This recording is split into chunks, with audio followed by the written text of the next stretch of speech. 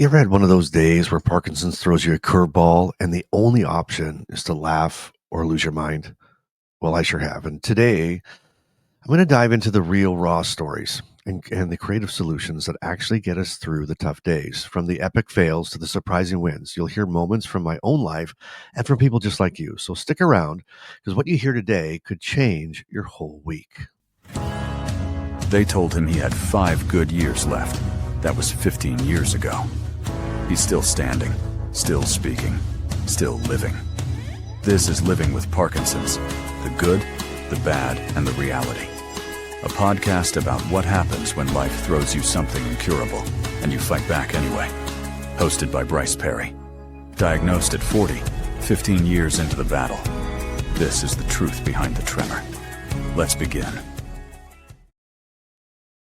Well, welcome back to the channel, everyone. I want to thank my loyal viewers for coming back. And if you're new here, I'm Bryce, and this is Living with Parkinson's, the good, the bad, and the reality. And here it's all about real talk, real support, and yes, a good dose of laughter about life with Parkinson's.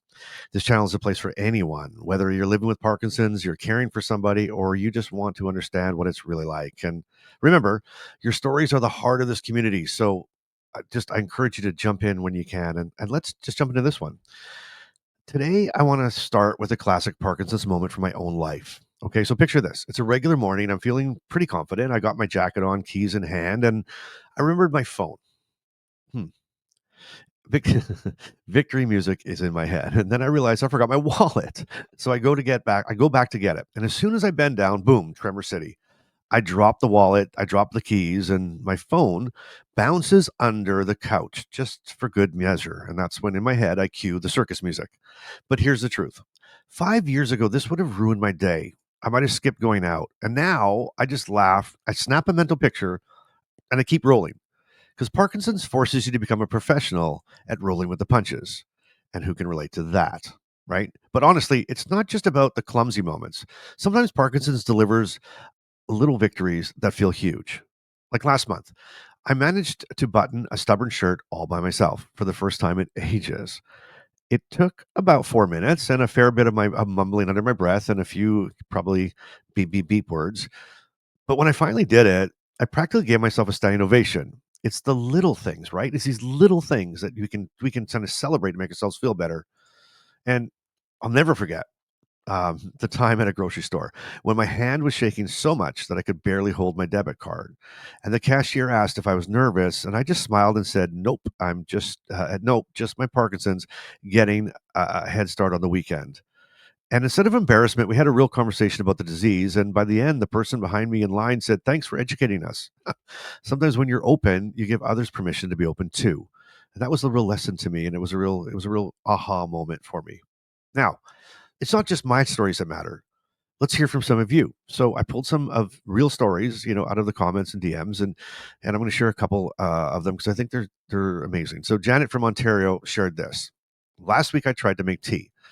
By the time the kettle boiled, I'd already forgotten why I was in the kitchen twice. Eventually, I made coffee instead. Guess you just go with the flow. And you know what, Janet? You nailed it. That's Parkinson's humor at the best, and that's probably your mantra for living. With Parkinson's, sometimes we just go with the flow, or you not just sometimes, you just have to go with the flow. So thanks, Janet. I really appreciate that. And how about this one? This one from Sarah in BC.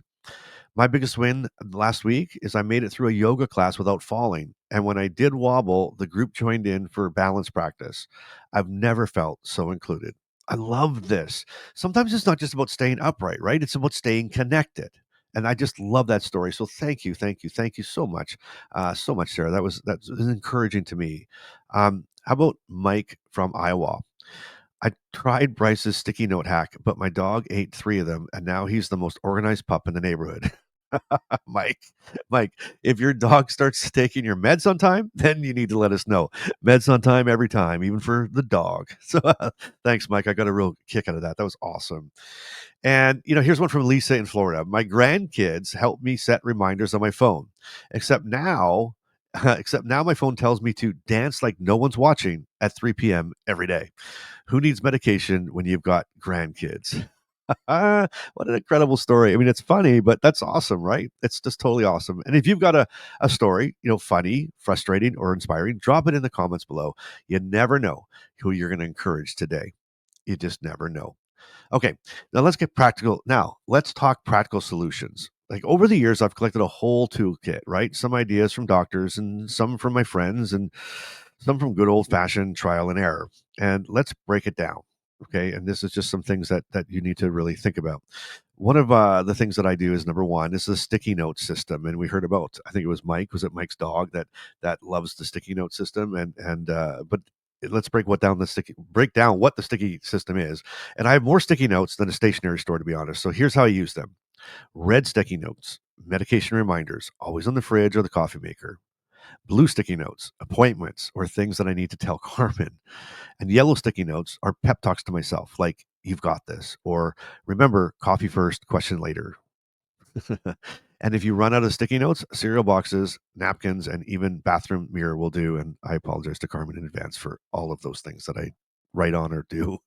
Um, True story, because once Carmen found a note on her shampoo bottle: "Don't forget to hug Bryce today."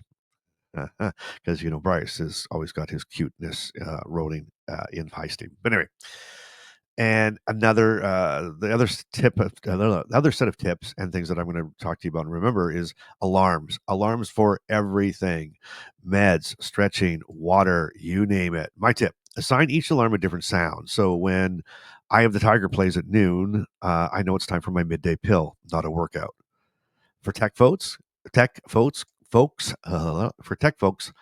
you like to maybe try there's an app called MetaSafe, and this isn't sponsored a video or anything, but it tracks doses and it gives nudges if you miss, and it even lets your loved ones know if you forget. And you can try that. I'm not into that.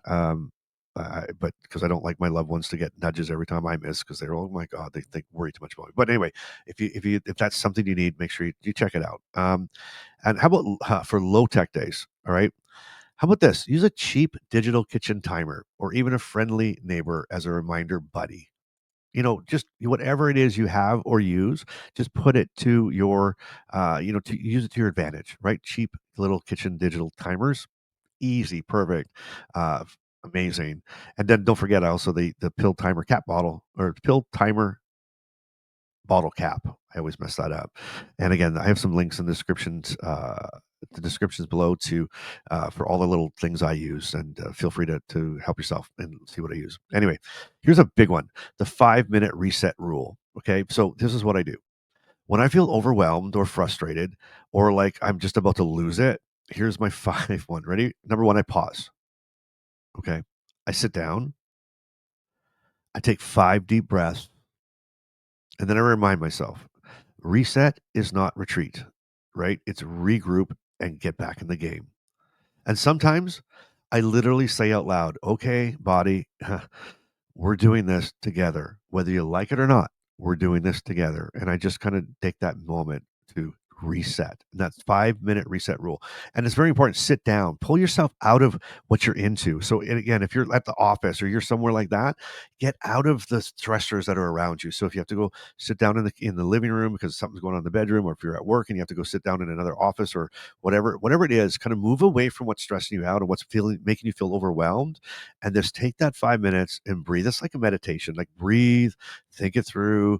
Remind yourself this is just a minute in time. It's not the end of the world. Okay, it's not the end of the world, and just try that. So I challenge you to try that 5 minute rule. Okay. Here's another thing that I've seen a lot of people use is a magnetic whiteboard calendar. Right? So if sticky notes aren't your thing, a magnetic whiteboard on the fridge works wonders, right? I've seen people use it for daily routines like their meds at 7, 3, and 11. They can write it down, and appointments or what's for dinner. And I would love that one, so I don't have to keep asking Carmen 5 times, or I don't have to keep saying over and over again, "What's for dinner? What's for dinner?" And I don't know what I want for dinner. Is anybody like that out there? I mean, actually, when I took speech therapy, you had to come up with 10 statements that you would say every day. And I was trying to think of these 10, what 10 statements do I say every single day? And it was like, I guess I say, "I love you," "good morning," "good night." And I was struggling to find 10. And I thought, and then and one popped in my head. It was like, I don't know what I want for dinner tonight. So I'm like, holy smokes. Anyway, but anyway, when you do that with that magnet board it's visual, it's simple, and everyone in the house sees it. So you'll be accountable, right? And then there's that accountability buddy system. Enlist a friend or partner or care partner or a family member to check in once a day. And it can be simple as, a daily meds check, right? Text or a funny meme when you hit a goal, right? And I do that when Carmen's not around. I'll send her a thing. Took my meds, took my meds, and so it's sort of it's just sort of a way to keep accountable. And then if they don't hear from you that day, they're coming back to you. Hey, are you on schedule? Are you taking your meds? It's just something that's a little hack that could be easy. And here's a shout out to my buddy Brian, and he's the king of sending reminders disguised as jokes. So, hey, Brian, and if you don't know about Brian, then you should check out our podcast, Life in Motion, the Parkinson podcast. It's Sundays at noon Eastern time, so you can check that out. Anyway, how about this? Here are some quick fire hacks that we got from viewers because these are amazing, right? So here it is. Susan puts her pill bottle in her shoe at night because I never leave home without my shoes. Therefore, she never forgets her pill bottle. Mike tapes reminders to his steering wheel. Janet said if she can't find motivation, she borrows someone else's for the day. Doug in Winnipeg said, set your hardest task first thing before you have time to talk yourself out of it. And I used to have an old saying back in the corporate days was eat that frog, right? Eat that frog. So the thing that you want, that thing that you are most don't want to do that day, the biggest thing, do it first, the hardest task first, and get it out of the way. And therefore you'll actually get it done. Right? Hey, quick pause. If you're getting value from these tips, these stories, and real life hacks, then make sure you hit the subscribe button below. That would be cool. And this is what we do every week: real talk, support, some laughs, and the best crowdsourced advice you're ever going to find anywhere. Plus, you'll be the first to know when there's a new episode, a live Q&A, or a special guest in the hot seat. So hit subscribe and let's keep this community growing. Okay, now let's answer a couple of the most asked questions. And here's one from a viewer: how do you handle afternoon fatigue? And this is a big question. Well, I schedule most of my important stuff in the morning. This is how it does I roll. I always keep water close. And yes, sometimes I take a power recline after lunch. No guilt. If I need to nap, I nap. And also, if I push too hard, and I pay for it later. So I'm learning to listen to my body's early warning signs, and I would suggest that you do as well. And if you've got a good hack or a good hack or a good tool or a good tip, make sure you leave it in the comments below. And don't forget, I read and I respond to every single one. So whether it's even a hey or a hi, I'm right back at you. Okay, here's another one that came in. How do you keep your spirits up on hard days? Hmm, that's a tough one, right? That's really tough. Some days are really tough with Parkinson's, but for me, music helps. Sometimes I blast the 80s, right? The 80s hits something, and sometimes it's just something mellow.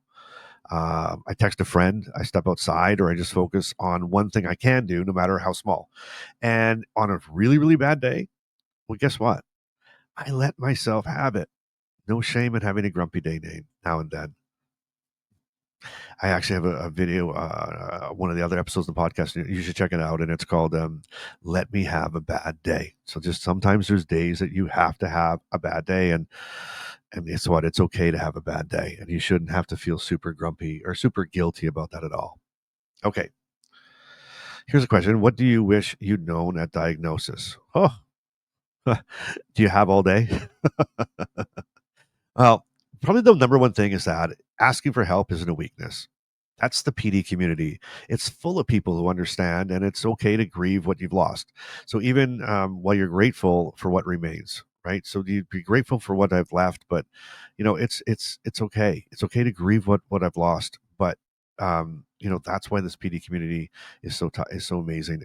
And my biggest advice would be to reach out for help always, always, and quick before it gets too much, before it festers, right? So here's things that I wish I knew sooner. It's okay to grieve, right? The the old you, and to look forward to the new you. Okay. Tell your friends and family early because they'll surprise you with support. Write down questions for your doctor ahead of time. Celebrate every single small win. Every single small win. The world's best Parkinson party might just be getting your socks on by yourself. And those are some of the really, really quick ones. But I want to end on some hope. Okay.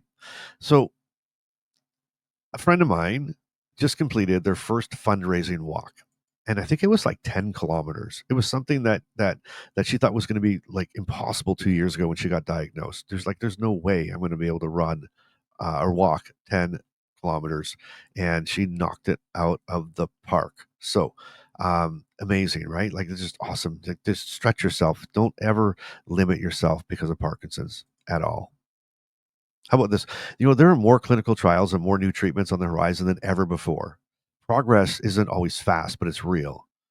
And if you're struggling today, I want you to remember something. Small wins count. Small days, just getting out of bed, right? Some days just getting out of bed is enough. If you need a break, take it. And if you got a big win, big or small, share it below. We celebrate them all here. We really, really do. And I want to thank you for spending this time with me. Every story shared and every solution tried brings us all one step closer to a brighter future. And if you haven't already, hit subscribe to stay updated on this journey. Like and share, and don't forget to join the inner circle for support, laughs, and live chats. All right, drop your win of the week, your tip, or just hello in the comments. I read everyone, and your voice truly matters here. And if you've made it this far, this is your Bryce-ism of the day of this episode. Ready for it? With Parkinson's, every day is a team sport. Some days you're the coach, some days some days you're the water boy, but you're always part of the game. I like that. I really like that. You go and you have a great day. Do life today. Parkinson's may be part of your life, but it doesn't get to define it. Thanks for listening to Living with Parkinson's, the good, the bad, and the reality. If this episode moved you, helped you, or reminded you you're not alone, share it with someone who needs to hear it. Want to go deeper? The Inner Circle is waiting. Monthly Zoom calls, 24/7 community, and a direct line to Bryce. You'll find the link in the show notes. Until next time, keep showing up and keep doing life today.